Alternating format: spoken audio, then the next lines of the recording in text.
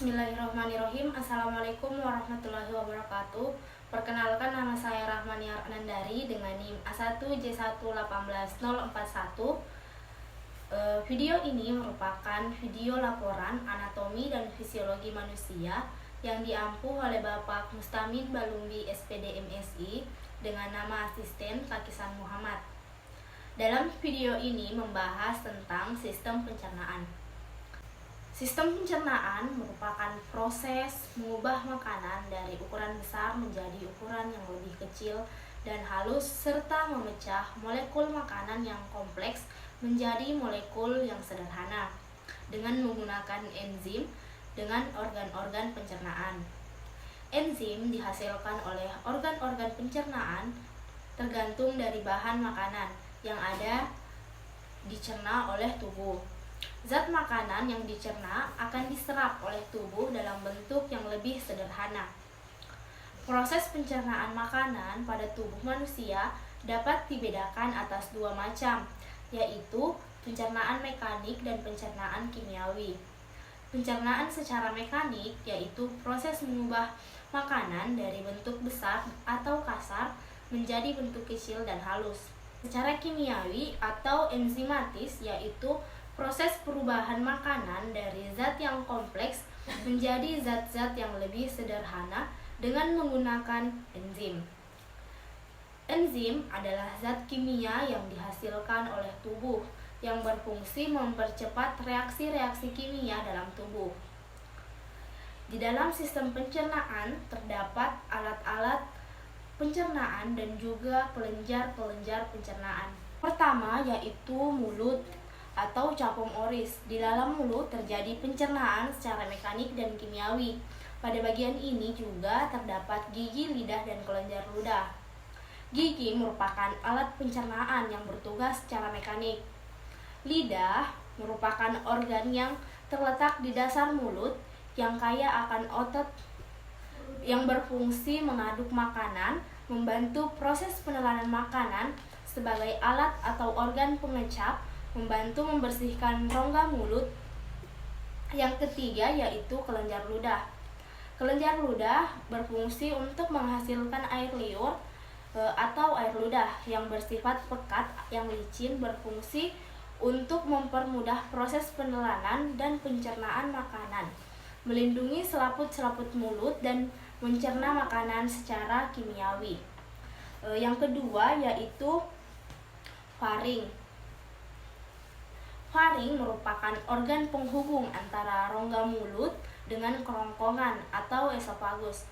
Makanan yang telah dicerna akan masuk ke kerongkongan melalui proses deglutisi melewati faring. Faring juga merupakan pertemuan antara traktus digestivus dengan saluran respirasi. Disebut juga sebagai pangkal esofagus. Tiga yaitu kerongkongan atau esofagus. Kerongkongan atau esofagus adalah tabung berotot pada vertebrata yang dilalui sewaktu makanan mengalir dari bagian mulut ke dalam lambung atau ventriculus dengan panjang sekitar 20-25 cm. Makanan berjalan melalui esofagus dengan menggunakan proses peristaltik. Dinding kerongkongan atau esofagus ini terdiri atas 3 lapisan, yaitu tunika mukosa, menghasilkan mukus atau lendir. Yang kedua, tunika submukosa, terdapat jaringan ikat kolagen dan elastis. Yang ketiga yaitu tunika muscularis, mengandung otot polos dan jaringan ikat.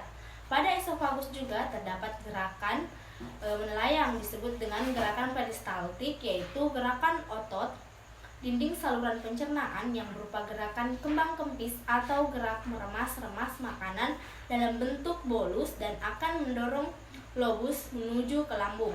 4 yaitu lambung. Lambung atau ventriculus merupakan organ kantong besar yang terletak di rongga perut agak kiri titik dinding lambung, tersusun menjadi 4 lapisan. Yang pertama yaitu lapisan periosteal, merupakan lapisan terluar dari ventriculus yang berfungsi sebagai lapisan pelindung perut. Yang kedua, lapisan berotot, terdiri dari kardiak, fundus, dan pilorus. Yang ketiga, lapisan submukosa. Lapisan ini terdapat pembuluh darah, arteri, dan vena yang dapat menyalurkan nutrisi dan oksigen ke sel-sel perut. Yang keempat, lapisan mukosa berfungsi menyimpan makanan dalam kurun waktu 2-5 jam, mengaduk makanan dan mencerna makanan dengan bantuan enzim. Pada lambung, ada beberapa enzim yang dihasilkan, yaitu HCl, renin, pepsinogen, lipase, hormon gastrin, dan lendir. Yaitu usus halus, merupakan saluran yang sekitar 8,25 cm dibagi menjadi duodenum atau usus 12 jari yang berfungsi untuk perbatasan antara ventriculus. Yang kedua yaitu jejunum, merupakan usus yang halus dengan perbatasan langsung dengan duodenum atau ileum. Yang ketiga yaitu ileum, merupakan penyerapan sari-sari makanan yang panjangnya sekitar 1 meter. Keenam yaitu kelenjar pankreas. Kelenjar pankreas terletak dekat ventriculus atau rongga perut sebelah kiri, yaitu di antara duodenum dan limfa dengan panjang sekitar 5 cm. Kelenjar pankreas menghasilkan hormon insulin, juga menghasilkan getah pankreas yang banyak mengandung enzim seperti amilopsin, lipase, trypsinogen, karbohidrat. Hati atau hepar masuk dalam sistem pencernaan karena merupakan kelenjar pencernaan yang terbesar dalam tubuh dengan berat sekitar 2 kg dan berwarna kemerahan. Terletak di rongga perut sebelah kanan di bawah sekat rongga dada, menghasilkan cairan empedu yang ditampung dalam kantung empedu.